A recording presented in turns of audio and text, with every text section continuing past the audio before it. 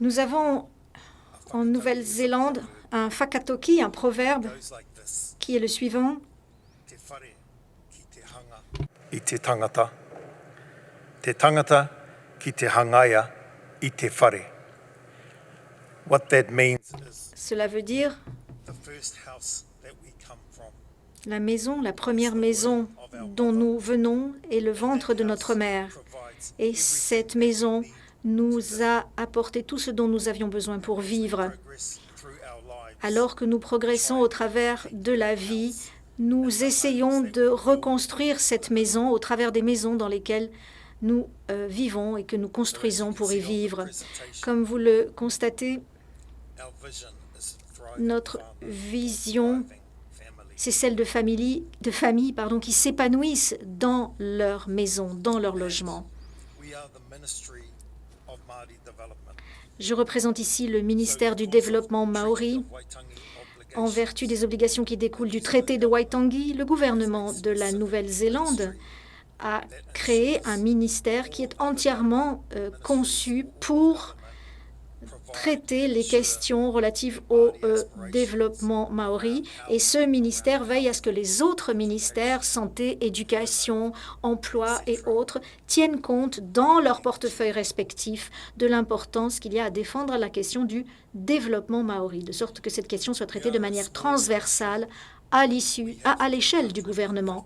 Nous sommes une petite structure de 350 fonctionnaires dont nombre sont en poste à Wellington. Les autres agents du ministère sont répartis sur l'ensemble du territoire et ce sont ces agents de terrain qui peuvent établir des contacts directs avec les whanau, les familles, les tribus qui sont touchées par les différentes questions que je citais tout à l'heure et dont il a déjà été fait mention ici. So as we discussed, Māori as a treaty partner, also Māori as a citizen of Donc, New Zealand. les Maoris sont bien sûr partis au traité de Waitangi, mais ce sont aussi des citoyens de la Nouvelle-Zélande. Le contexte foncier en Nouvelle-Zélande est en fait assez différent de ce qu'il était lorsque le traité de Waitangi a été signé en 1840. In 1840, En 1840, les Maoris étaient propriétaires de l'ensemble des terres. Aujourd'hui, Māori owned les Maoris 5%. possèdent moins de 5% du foncier en Nouvelle-Zélande. An average Māori land block En moyenne, une is 43 hectares parcelle in size and has de on terre average maori est de 43 5 owners. hectares et elle appartient en moyenne à 45 propriétaires différents et ces terres maoris sont essentiellement situées bien sûr en zone rurale. Il y a de nombreux obstacles à la construction en terre maori. Comme vous pouvez Access to finance, le constater, l'accès au financement est difficile. Les banques ne sont pas vraiment disposées à financer des constructions sur des terres qui appartiennent à 45 personnes différentes. infrastructure issues, L'accès aux infrastructures pose problème, puisqu'encore une fois, la plupart des terres maoris sont situées en zone rurale. and Et those whānau that are able to gain access to loan finance les through personnes banks, qui arrivent à obtenir ou à décrocher un prêt bancaire se voient accorder des prêts assortis de toutes sortes de réserves. La maison doit être bâtie sur des piliers en bois et pas en béton.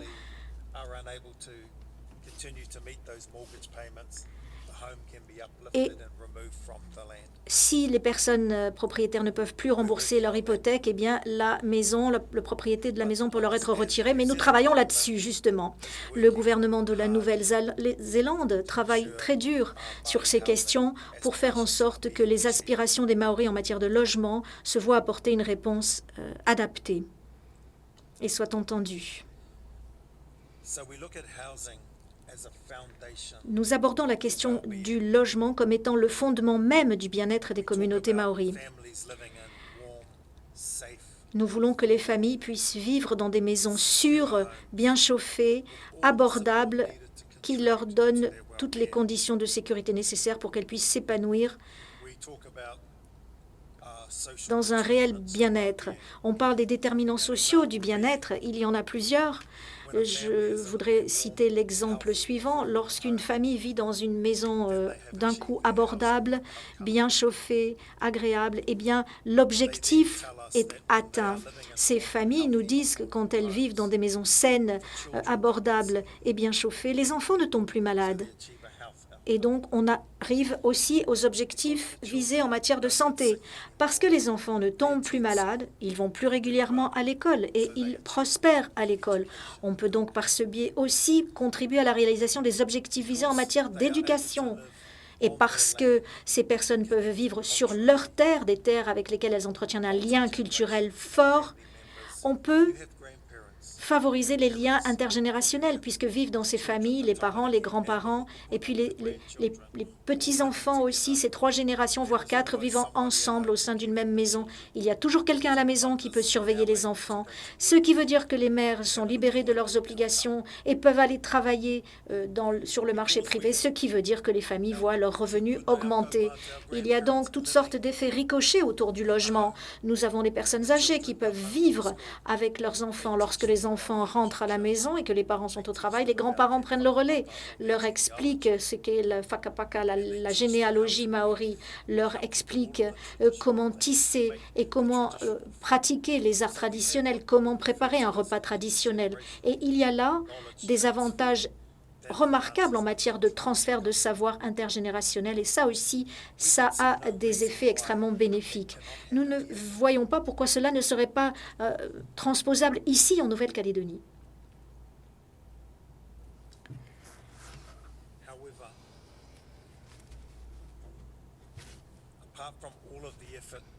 Dans le même temps, nous sommes bien conscients que malgré les efforts déployés par le gouvernement, des problèmes persistent à Aotearoa qui sont très proches des problèmes observés ici en Nouvelle-Calédonie. 31% des Maoris de plus de 15% possèdent leur maison, mais ce pourcentage ne cesse de diminuer. Le ministre tout à l'heure a parlé des problèmes liés au coût de l'importation des matériaux. La même chose se passe en Nouvelle-Zélande. Comme les coûts d'importation augmentent, eh bien, ces coûts se répercutent sur les prix à la charge des propriétaires. La majorité des Maoris vivent dans des logements loués et en particulier dans les logements sociaux du public. Nous avons 28 000 Maoris qui vivent dans des conditions insalubres et précaires. Et au total, ça c'est sur les terres maoris, et à l'échelle du pays, c'est 28% de la population qui vit dans des conditions d'habitat précaire. C'est vraiment un réel problème.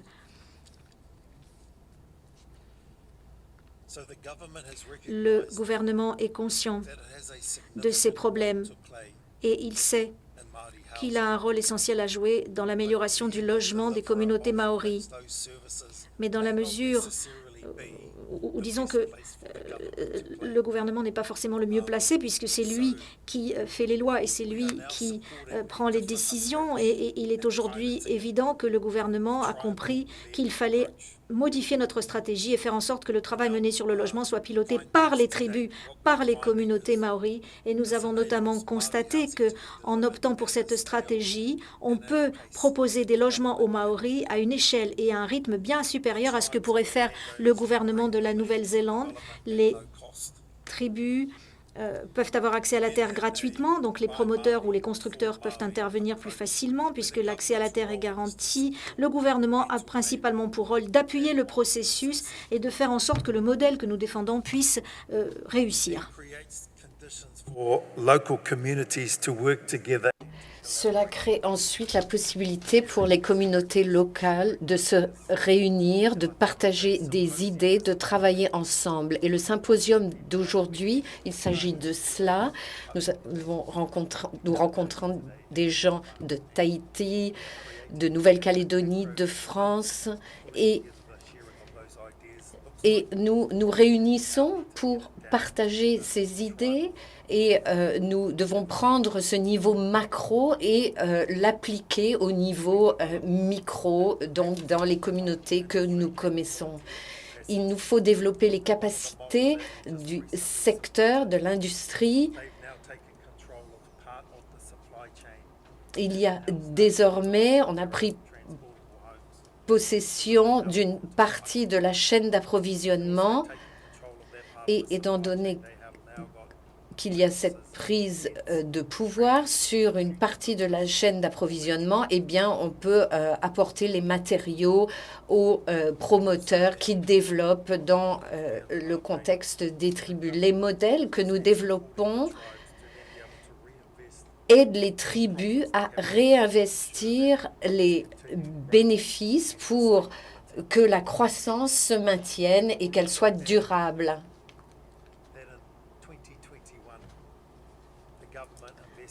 En 2021, le gouvernement a investi 730 millions de dollars, dont 330 millions pour la construction de logements et 380 millions pour le développement des infrastructures nécessaires. Ça a été le plus gros investissement dans le logement maori qui n'ait jamais été réalisé par le gouvernement de Nouvelle-Zélande.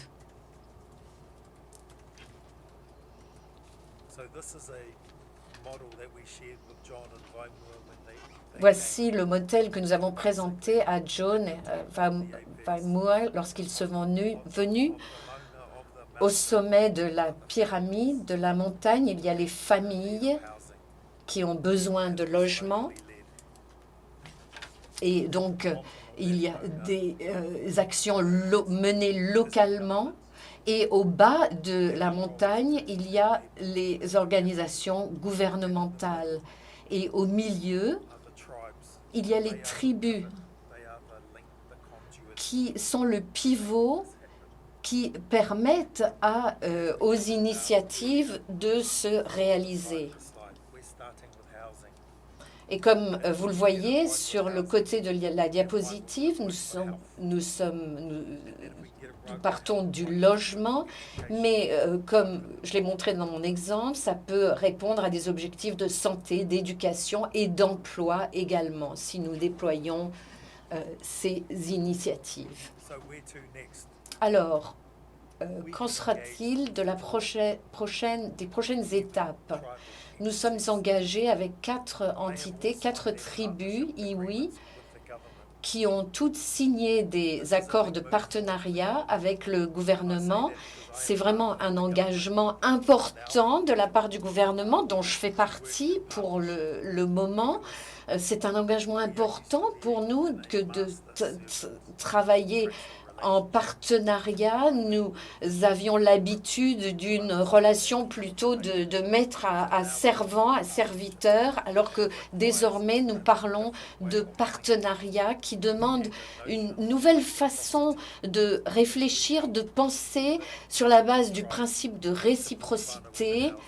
Et il faut soutenir les tribus qui ensuite peuvent nous permettre d'aboutir à nos objectifs qui sont de faire en sorte que tous les citoyens de Nouvelle-Zélande habitent dans des logements abordables et salubres. Nous savons également qu'une de ces tribus est en mesure de produire des logements pour ces familles. Et bientôt, le projet aura 24 logements en cours de réalisation. Il y a également 6 apprentis qui ont été embauchés dans le cadre du projet. S'il réussit, ce type de modèle nous donne un nouveau modèle de distribution, de répartition qui permet d'atteindre des parties de la population que le gouvernement n'a pas pu atteindre au cours des dernières années. Donc, nous espérons que ce projet sera une réussite parce que le modèle actuel de la Nouvelle-Zélande, autant d'efforts que nous déployons, ne fonctionne pas pour tout le monde. Il fonctionne pour 80% de la population, mais pour 20% de la population, il faut fonctionner autrement. Il nous faut un autre modèle. So e rauranga tirama, mate atua e tiaki i ngā wā katoa, kia tau te mauri. Peace be with you. La paix soit avec vous. Over to my whanaunga, Et maintenant, who is actually je donne la parole of one of the iwi, and they à are mon doing compagnon qui est à la tête d'une des iwis, d'une des tribus, et un lieu où les choses sont faites de façon très différente, justement.